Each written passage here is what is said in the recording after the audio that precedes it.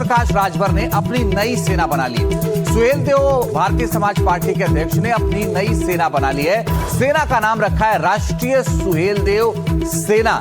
नीली वर्दी में राष्ट्रीय सुहेल देव सेना दिखेगी।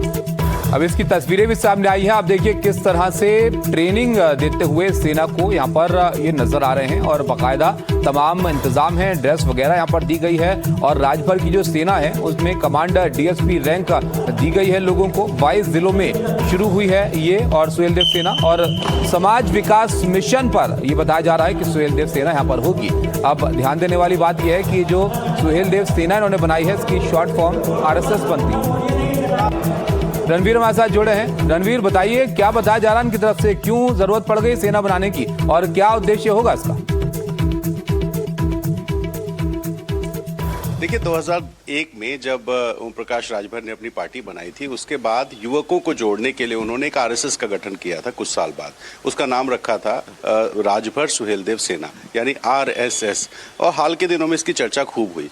ये जो मीटिंग थी जिसकी तस्वीरें आप देख रहे हैं, ये आजमगढ़ में हुई थी और आजमगढ़ में जिला कमांडर्स और विधानसभा कमांडर्स की मीटिंग थी। यानी कि जो सेना है उसके कमांडर्स भी बनाए गए हैं जिला और विधानसभा लेवल पे। इनकी भूमिका दो तरह की होती है। जो इनके कार्यकर्ता या समर्थक हैं उनको कोई ज़रूरत हो तो ये कमांडर पहुंचते हैं, अपने पार्टी के कार्यकर्ताओं और समर्थकों को सूचित करते हैं कि फला व्यक्ति को मदद की ज़रूरत है। ये मदद भी करते हैं और साथ ही जो योजनाएं हैं, चूँकि राजभर समाज ऐसा समाज है जो कई सारी योजनाओं से वंचित बताया जाता है, वो अवेयर नहीं है, तो अवेयरनेस का भी काम ये करते हैं और इसीलिए इनकी बाकायदा ट्रेनिंग होती है। जो ओम प्रकाश राजभर का जो फॉर्मूला है, उस फॉर्मूला के तहत रिटायर्ड IAS और IPS को वो बुला करके इन कमांडर्स को ट्रेनिंग दिलाते हैं। वो ये कहते हैं कि जो IPS हैं वो उनको ट्रेनिंग दिलाएंगे, जो IAS हैं वो ट्रेनिंग दिलाएंगे और उससे अवेयरनेस आएगी।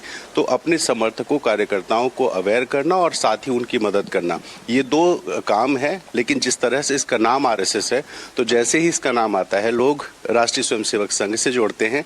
यानी कि ओम प्रकाश राजभर के पास भी एक संघ का छोटा सा स्वरूप है, ये कह सकते हैं कि कार्बन कॉपी कह लीजिए, ये बनाने की कोशिश है।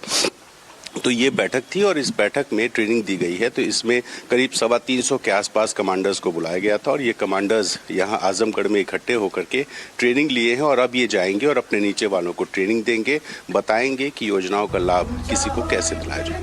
रणवीर, सुहेल देव भारतीय समाज पार्टी जो है आमतौर पर उसमें पीला गमछा चलता है, पीले रंग का इस्तेमाल होता है, लेकिन ये वर्दी इनकी नीली है। इसके पीछे वजह?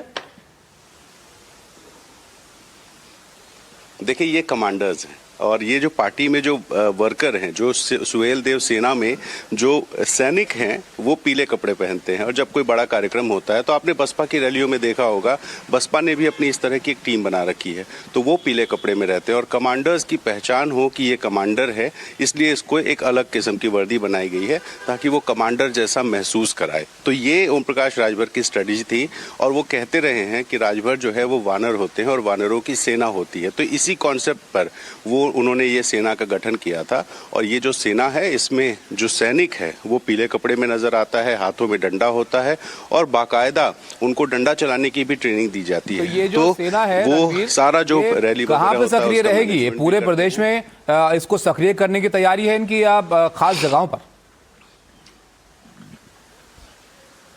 देखिए ओम प्रकाश राजभर की चाहत तो ये है कि वो पूरे यूपी और यूपी के बाहर भी फैल जाएं, लेकिन फिलहाल जहां जहां उनका प्रभाव है, खास तौर पे पूर्वांचल में, उन जिलों में और उसके अलावा अवध के कुछ इलाके हैं, पश्चिम यूपी के कुछ इलाके हैं जहां पर ओम प्रकाश राजभर अपने कार्यकर्ताओं को टिकट दिलवाना चाहते हैं या देते भी रहे हैं। तो इन जगहों पर ये काम करते हैं, लेकिन इनकी कोशिश ये है कि इसकी संख्या बढ़ाई जाए। दावा ये होता है कि पूरे RSS में लगभग 15,000 से ज्यादा कार्यकर्ता हैं जो पूरी तरीके से डेडिकेटेड हैं और एक कॉल पर इकट्ठे हो जाते हैं।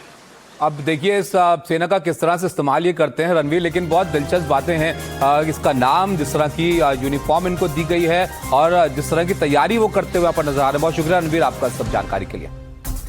बड़ी और अहम बात यह कि 2027 के चुनाव में कुछ ही महीने बचे हैं। ऐसे में यूपी में सियासी दल अब एक्शन मोड में नजर आ रहे हैं, चुनावी रणनीति तैयार कर रहे हैं और इसी बीच ओपी राजभर ने अपनी राष्ट्रीय सुहेल देव सेना यहाँ पर खड़ी की है, जिसकी तस्वीरें भी हमने अभी आपको दिखाई। 2027 चुनाव से पहले ठीक पहले राजभर की सेना को लेकर काफी चर्चाएं हैं। अगर इसे समझने की कोशिश आइए करते हैं। बिल्कुल, ये जो सेना है, देखिए आप क्यों इसको बनाया गया है ये समझना बहुत दिलचस्प यहाँ पर है।